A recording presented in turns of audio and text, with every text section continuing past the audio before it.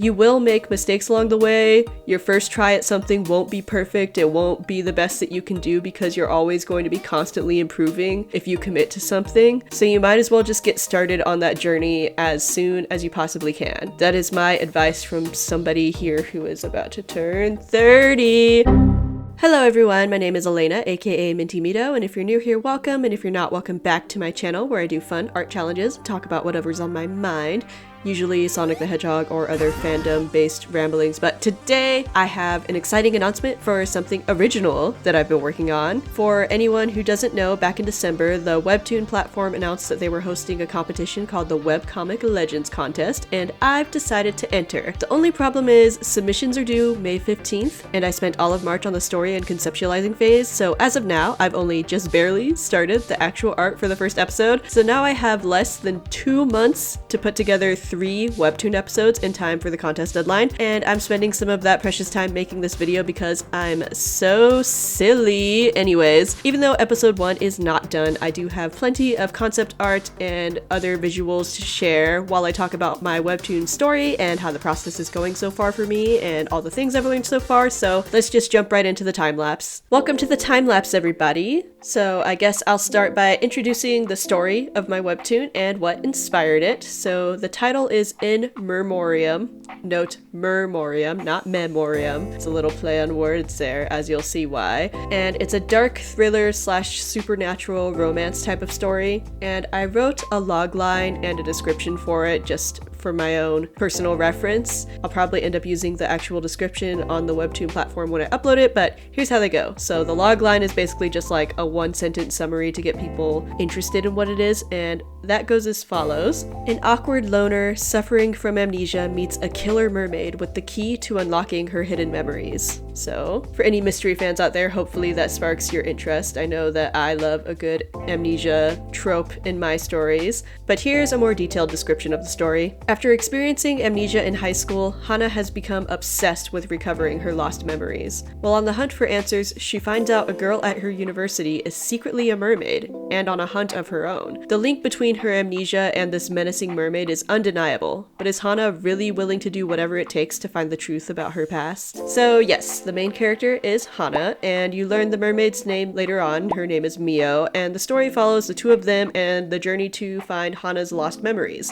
The title, In Mermoriam, is a little bit cheesy because it combines, you know, mer from mermaid with the word memoriam, but I felt like it captured exactly what I wanted it to. It's a reference to the fact that it's, of course, a story involving a mermaid, plus a word related to memory and death, which are both big themes in the story, and honestly, I was kind of proud that I came up with it, especially because titling things and naming things is my least favorite, or at least the thing that I struggle with the most in the realm of storytelling, so I was really proud of this title when I came up with it. As for the inspiration of the story, I came up with the idea roughly a couple years ago when I made this illustration that I'll show on screen. It was actually for a Clip Studio paint contest that was underwater themed, and it included my koi mermaid character that I designed for Mermaid back in 2019. I've been using her as a profile picture forever, and that is now such an old image, and maybe I should just redraw it or something. I probably will for the sake of this webtoon, so I can get finally an updated profile picture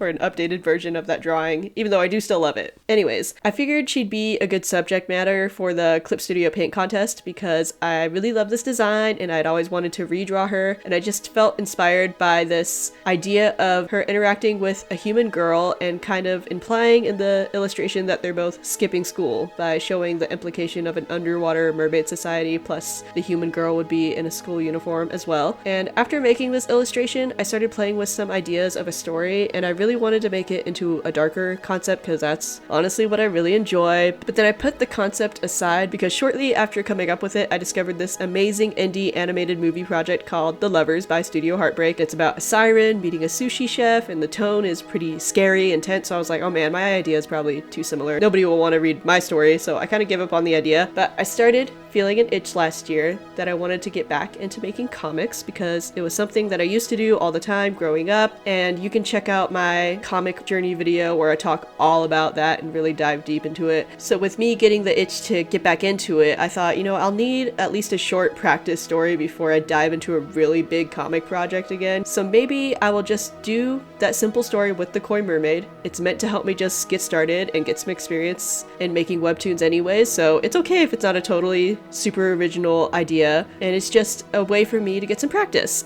And then when I saw Webtoon was hosting this contest, I was like, okay, yeah, that'd be a great opportunity for it because it gives me a deadline, which need or at least enjoy having, because otherwise I'll just keep procrastinating on making a comic for the rest of my life. So what's most important for me right now is getting something done. And it's funny because I almost lost motivation again because I saw that there's a newer Webtoon original called Dark Mermaid. And it's basically a human girl meeting a girl at school that's actually a mermaid, and she like kills animals and eats them or something. She like catches her eating a deer. It's creepy and gay, and I was like, damn, I have no original ideas, but I don't have enough time to conceptualize something totally different, so that's okay. Plus, I know that my story is going in a completely different direction, and I'll talk about that more in a bit, but yeah, ultimately, I'm going to stick with my gut and just go ahead and tell this story. It's okay if there's other things that are similar to it. If there can be a billion dumb isekai animes, then there can be a few lesbian mermaid stories. That's okay. I talked about this contest in my last video, which was from January, so sorry everyone. But in that video, I was talking about my goals for the year and how I was like, oh, maybe I want to make this little contest webtoon entry as like a fun little side project along with my other goals.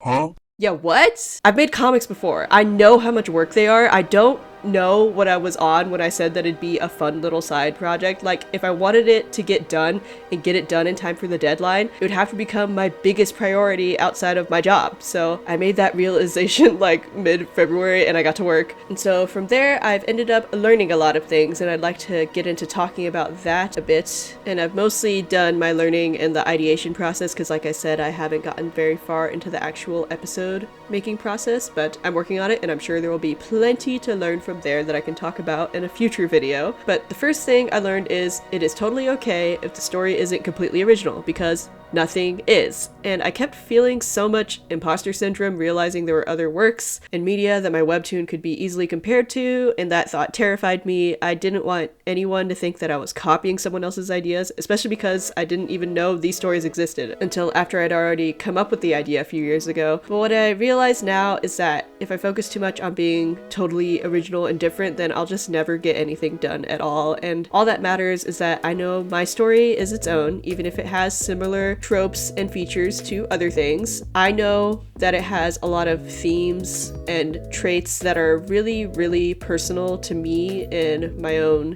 history, and I feel a lot of pride in that. And so I know that ultimately, even if it on the surface has similarities to other media that already exists, I know that it's deeply personal to me, and that will come through in making it unique and standing out in its own way. The next thing I learned is that, whoa, writing is hard. I mean, I already know that, but damn, like, it's so difficult.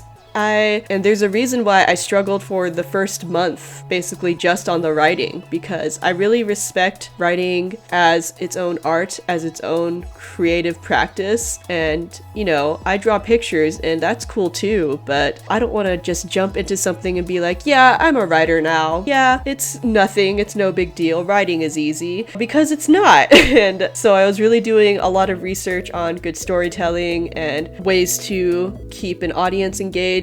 There were a lot of good storytelling tips and webtoon related tips from Webtoon themselves. They've been sending out these email newsletters giving advice on how to prep your comic for the contest, which has been really, really helpful for me because, again, writing is its own art form, drawing is its own art form, and then webtoon making is like a third type of art form, combining the two. So it's very interesting and very difficult and very complicated. Heck, even just coming up with characters and realizing how in depth you can go with them. Like, I'm really rusty. I haven't done this in a very long time, at least to this level. So it's been really awesome with all I've learned and how much work goes into it. I know that when I dive into larger projects in the future, this whole experience will have been really, really beneficial and insightful for me to do even better with it in the future. So yeah, it's nerve-wracking because writing is difficult. Writing is the foundation of any story. I have art that I like, and I think my art is pretty nice to look at, but if the writing sucks, if the characters suck, then it's over. So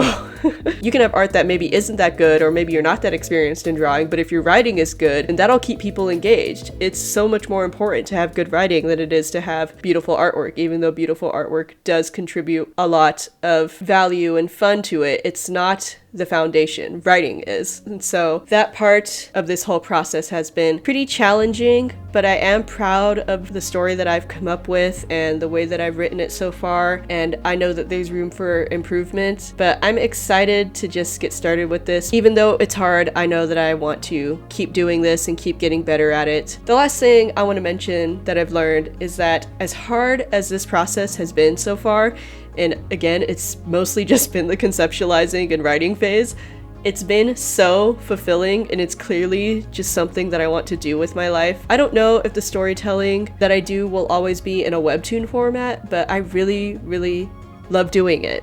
I love telling stories, I love making characters, I love exploring how they interact with each other and what they learn from each other to create lessons and fun moments for an audience. I've always loved these things, but after not stretching those muscles for so long, I can't explain how exciting and fulfilling it's been working on this project. It reminds me how much I love comics as a medium in general, and it feels nice nurturing my inner child that loved making and reading comics and creating OCs all the time back when I was younger. So if there's anyone out there who feels like they really want to make comics but they've been putting it off, I highly encourage you to pursue it however you can. It doesn't have to be perfect. In fact, it won't be, because nothing is, and having really high standards for yourself will only prolong you getting started in the first place, probably for many years, like it did for me. And it's crazy how much time I let pass before finally working on my own stories again, and I can't do anything about that lost time, so I refuse to be sad or mope about it. But man, I wish I'd just been easier on myself. I wish that I had just gone for it, and then I could have started getting all this fulfillment and experience years ago, literally almost a decade ago. So all that to say, don't be like me.